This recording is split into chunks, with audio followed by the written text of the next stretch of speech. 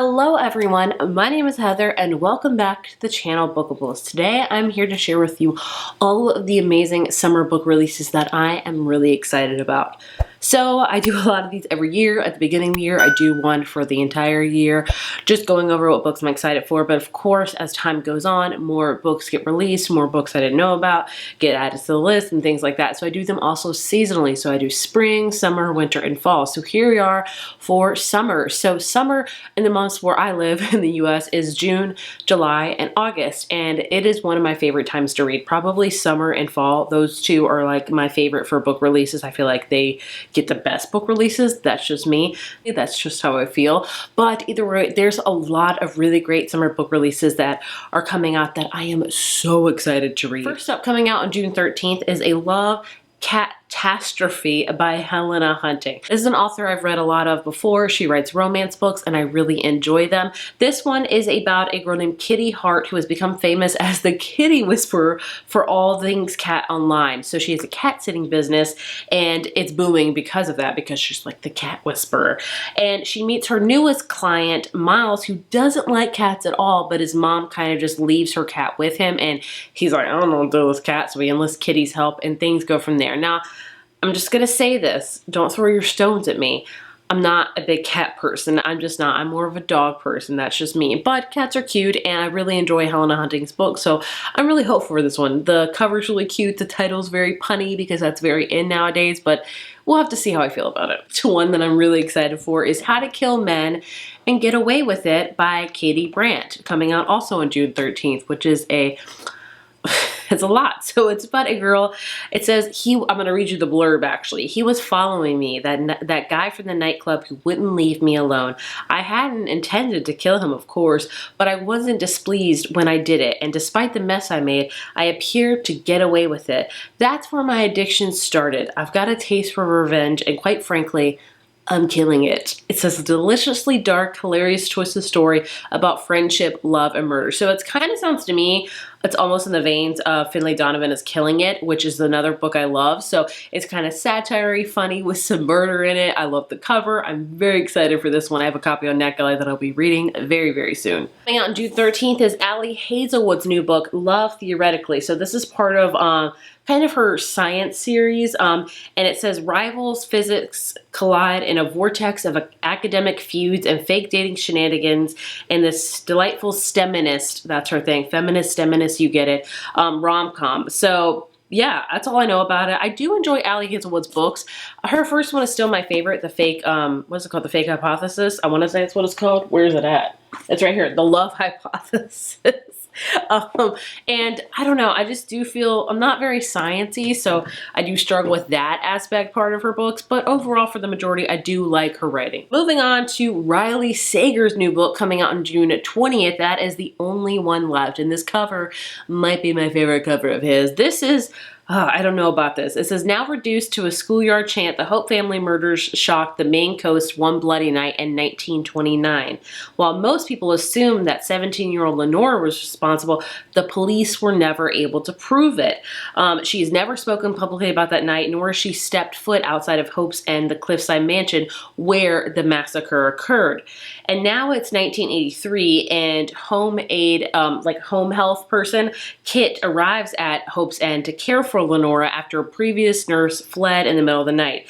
In her 70s and confined to a wheelchair, Lenora is rendered mute by a series of strokes and can only communicate with Kit by tapping out sentences on an old typewriter. One night, Lenora uses it to make a tantalizing offer. I want to tell you everything. Like, dang, that sounds really great and intense. And I am so excited for this one, but I'm not gonna lie to you, I'm not a fan at all of Riley Sager's previous book, The House on the Lake. Easily my least favorite, so I got apprehensions. Here's Slip by Ashley Pawson coming out June 27th. So this is, it's an interesting book. It's about a girl named Clementine who is vowed to keep her heart safe, and then she finds a strange man standing in her kitchen of her late aunt's apartment, a man with kind eyes and a southern drawl. The kind of man that before it all she would fall on head over heels for, except he exists in the past, 7 years to be exact, and she quite literally lives 7 years in his future. Her aunt always said the apartment was a pinch in time, a place where moments blended together like watercolors. And Clementine knows if she lets her heart fall, she'll be doomed. So this one reminds me a lot of The Lake House with Keanu Reeves and Sandra Bullock. It kind of had the same vagues where they fell in love with each other, but they were literally living at different times. It's very like obscure, and I can't like wrap my head around it, but I'm interested in it. I'm going to see how it goes. I'm probably going to fall head over heels with it because it's probably going to be such an epic love story of insane proportions. Into July, first up we have Business or Pleasure by Rachel Lynn Solomon, coming out July 4th. So this is about a character named Chandler who has never felt more like the ghost in Ghostwriter until she attends for a book signing of a book she wrote. Only, you know, she's not getting any credit for it because she's the ghostwriter. And the author does not even recognize her. Like the dude that supposedly wrote the book doesn't even recognize the person who actually wrote the book, which is wow. The evening turns more promising when she meets the charming man at the bar and immediately connects with him. But when all of her sexual tension accumulates in an awkward hookup, she decides that this one night is better off forgotten. Unfortunately, it's easier said than done. Her next project is ghostwriting for a memoir for Finn Walsh, a C-list actor best known for playing a lovable nerd. And Chandler knows him better for the night of one night stand of hilarious mishaps, so that guy. And basically, they're keeping their partnership as professional as possible, but when she admits to him that their night wasn't as mind-blowing as he thought it was, he decides, you know, when they're not working on the book, he will school her in the art of satisfaction. So it sounds really, really interesting. I'm really excited for it. I love Rachel Lynn Solomon's adult books and her YA books. To Hello Stranger by Catherine Center, coming out July 11th. This is a book about a character named Sadie who never saw it coming. She gets in this car accident and then she wakes up with this new kind of diagnosis where it's probably temporary, they say. It's known as face blindness. She can see, but every face she looks at now is a jumbled puzzle of disconnected features, which I believe it's an actual word. It's a book I read. It was by the same author that wrote All the Bright Places, but it wasn't that book. It was another book by her. The book I'm talking about is Holding Up the Universe by Jennifer Niven. In that, a character has prosopagnosia, I believe, which is a condition known as face blindness, where you can't recognize faces. So I don't know if this character in Hello Stranger has that, but I have read a book similar to that, so I'm interested to see how that goes. I didn't really enjoy the one Holding Up the Universe, so we'll have to see. She has to live with this, but as she struggles to cope and hang on to her artistic dream and to take care of her beloved dog, she falls in love with not one man, but two. The timing couldn't be worse. So it sounds interesting. I love Catherine Center's work. Her books are more kind of women's fiction, I would say, with a dash of romance, but even still, I enjoy them. We have A Twisted Love Story by Samantha Downing, coming out July 18th. This is her newest book, and My Lovely Wife is one of my favorite thrillers of all time. This one's kind of similar, where it's about a marriage. It's about Wes and Ivy, who are madly in love. And they say it's the kind of love that you write stories about. And it says, well, what stories? When it's good, it's great. But when it's bad, it's really bad. But when their vicious cycle of catastrophe breakups and head over heels reconciliations needs to end fast. Because suddenly Wes and Ivy have a common enemy and she's a detective.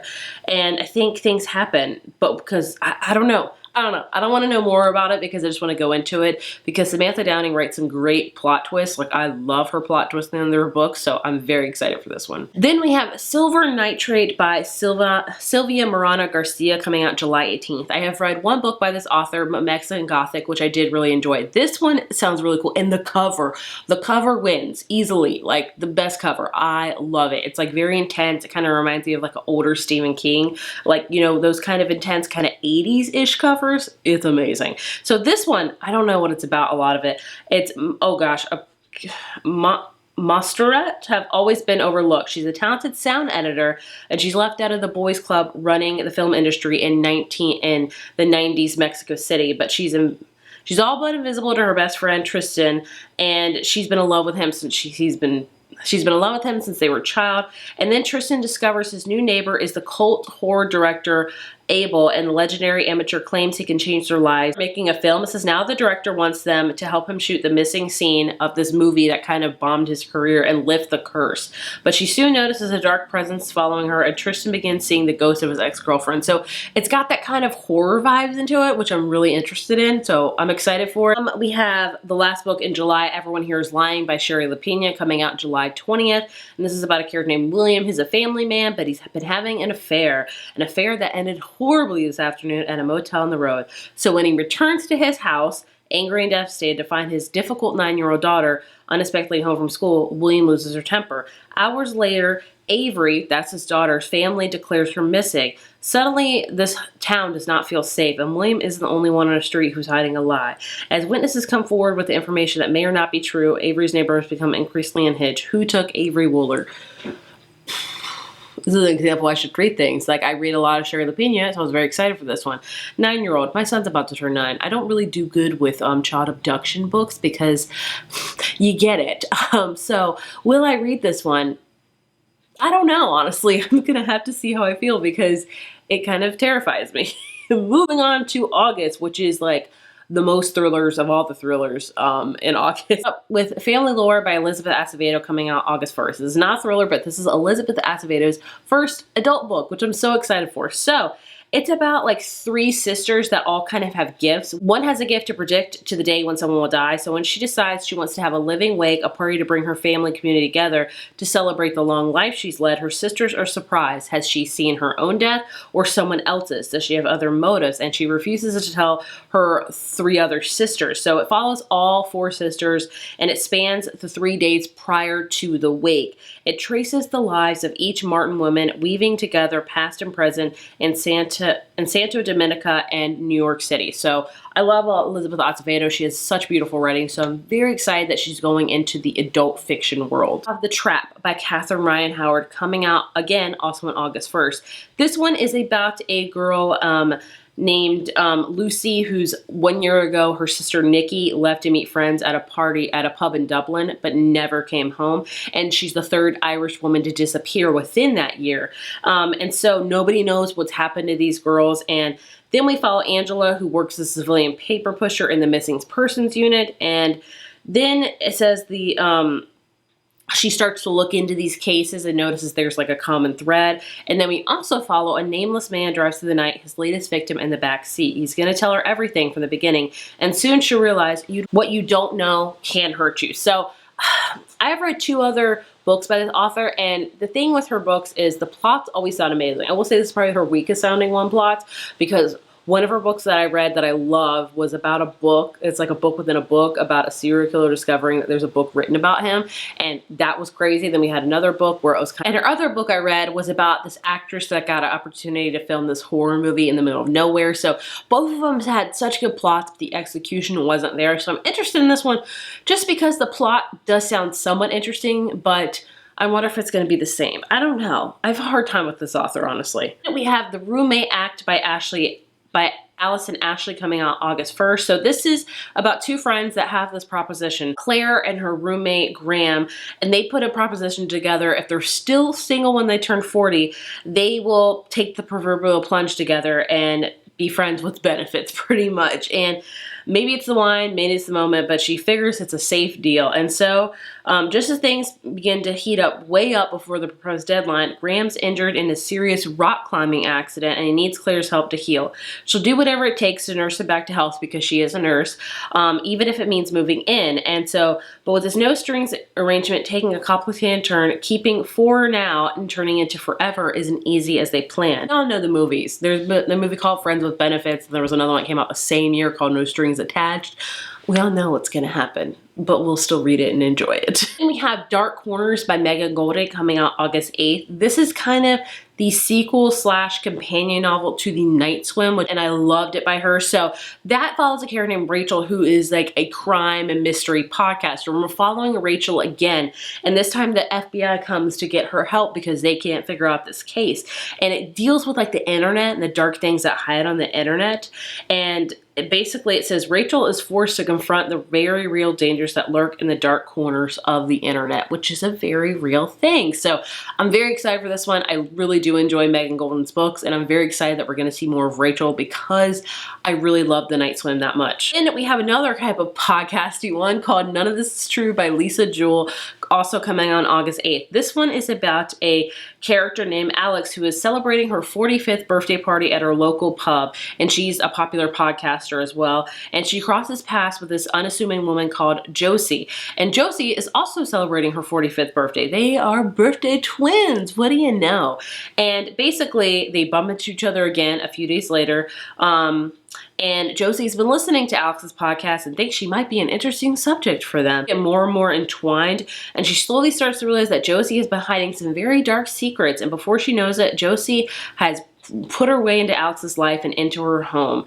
It says, but as quickly as she arrives, she disappears. Only then she discovers that Josie has left a terrible secret and legacy in her wake, and Alex has become the subject of her own true crime podcast. So that sounds really interesting with me. That sounds really interesting to me. So I've read a few of Lisa Jewell's books before. They are very much hit or miss for me. So I'm a sucker for any type of book, especially if it's a mystery thriller that has a podcast element into it, because I think those two go hand in hand so well together. So I am very excited for this one, but also apprehensive. I have one that I'm just so excited for. It's called My Roommate is a Vampire by Jenna Levin, coming out August 29th. The cover drew me in when I saw the neck guy, and then I saw the title. It was called My Roommate is a Vampire, and I was like, hell friggin' yes, because we all know the one key word to get me to read a book is vampire. I did love Twilight, but I love Buffy first. Buffy was my first OG vampire introduction, and that'll never ever change. Team Angel forever. Anyway, this is about a character named Cassie who really is looking for a place to live, and she finds this like perfect apartment for this guy that needs a roommate. She's like, this is just so good to be true, and it really is. And so basically, she meets her new roommate named Frederick J. Fitzwilliam, which is like, if I don't know a 20s name, if I heard it, that'd be that.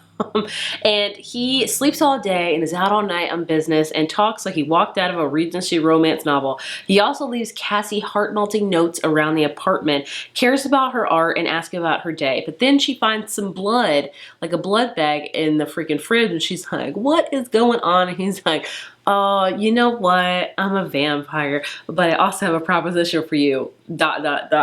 Will she become a human blood bank? I don't know. We'll have to find out. But either way, it looks like it's going to be a fun, romancy, funny time, and I'm here for it. All I'm expecting is just a fun time out of this book, and I hope that it will accomplish that. The last book I have is Good Bad Girl, I think that's what it's called, by Alice Feeney, coming out on August 29th. This is 20 years after a baby is stolen from a stroller, a woman is murdered in a care home. The two crimes are somehow linked, and a good bad girl may be the key to discovering the truth. And it's about a girl named Edith who's been tricked into a nursing home, but at 80 years young, she's planning her escape. Edith's own daughter won't speak to her, and somehow someone knew is about to knock on her door, and their intentions aren't good. And basically it's about two women that are in a nursing home with every reason to distrust each other. The woman must solve a mystery of 3 suspects, 2 murders, and 1 victim. If they do, they might find out what happened to the baby who disappeared and the mother who lost her and the connections that bind them. I have read a few of Alice Feeney's books before. My favorite of hers is Daisy Dark, which came out last year, so I'm very excited for this one. Like, really excited. So there you have all of these summer book releases that I am so excited to read. There is a lot of them. Will I read all of these that I mentioned? I hope so. I'm sure there's a lot I'm forgetting, but either way, these are the ones I'm most excited for, and yeah, I cannot wait to read them. If you've heard of any of these books, did I get you excited for any of them? Please let me know down in the comments. Again, thank you so much for as always, thank you so much for watching, and I will see you in my next video. Bye.